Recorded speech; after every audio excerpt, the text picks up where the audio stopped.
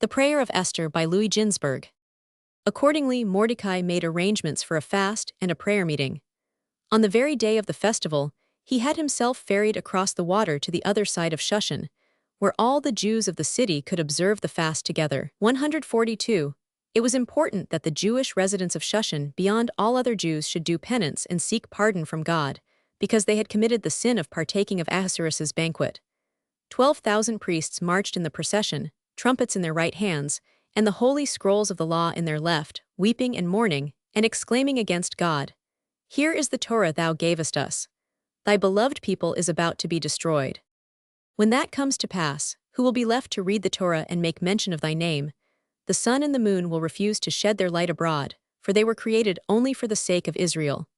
Then they fell upon their faces and said, Answer us, our Father, answer us, our King.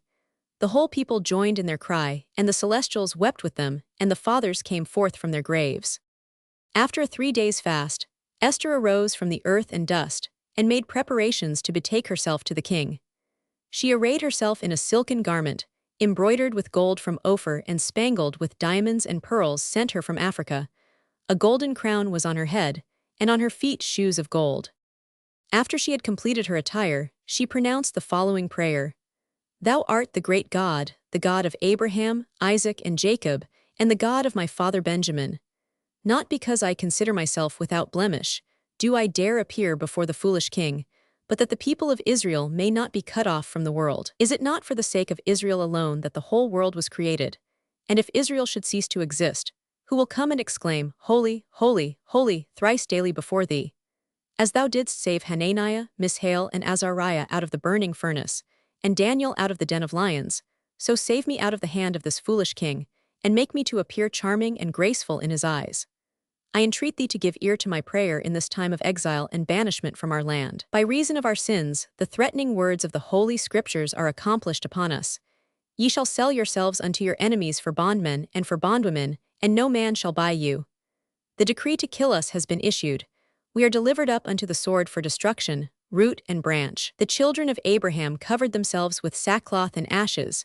But though the elders sinned, what wrongs have the children committed? And though the children committed wrongs, what have the sucklings done? The nobles of Jerusalem came forth from their graves, for their children were given up to the sword. How quickly have the days of our joy flown by! The wicked Haman has surrendered us to our enemies for slaughter. I will recount before thee the deeds of thy friends, and with Abraham will I begin. Thou didst try him with all temptations, yet didst thou find him faithful. O that thou wouldst support his beloved children for his sake, and aid them, so that thou wouldst bear them as an unbreakable seal upon thy right hand. Call Haman to account for the wrong he would do us, and be revenged upon the son of Hammedatha. Demand requital of Haman and not of thy people, for he sought to annihilate us all at one stroke. He, the enemy and afflicter of thy people, whom he endeavors to hem in on all sides. With an eternal bond thou didst bind us unto thee. O that thou wouldst uphold us for the sake of Isaac, who was bound. Haman offered the king 10,000 talents of silver for us. Raise thou our voice, and answer us, and bring us forth out of the narrow place into enlargement. Thou who breakest the mightiest, crush Haman, so that he may never again rise from his fall. I am ready to appear before the king, to entreat grace for my inheritance. Send thou an angel of compassion with me on mine errand, and let grace and favor be my companions. May the righteousness of Abraham go before me, the binding of Isaac raise me, the charm of Jacob be put into my mouth, and the grace of Joseph upon my tongue. Happy the man who putteth his trust in God, he is not confounded. He will lend me his right hand and his left hand, with which he created the whole world. Ye, all ye of Israel, pray for me as I pray in your behalf. For whatsoever a man may ask of God in the time of his distress, is granted unto him. Let us look upon the deeds of our fathers and do like unto them, and he will answer our supplications. Left hand of Abraham held Isaac by the throat, and his right hand grasped the knife. He willingly did thy bidding, nor did he delay to execute thy command. Heaven opened its windows to give space to the angels, who cried bitterly and said, Woe to the world if this thing should come to pass. I also call upon thee. O answer me, for thou givest ear unto all who are afflicted and oppressed. Thou art called the merciful and the gracious. Thou art slow to anger and great in loving kindness and truth. Hear our voice and answer us, and lead us out of distress into enlargement. For 3 days have I fasted in accordance with the number of days Abraham journeyed to bind his son upon the altar before thee. Thou didst make a covenant with him, and didst promise him, whenever thy children shall be in distress, I will remember the binding of Isaac favorably unto them, and deliver them out of their troubles.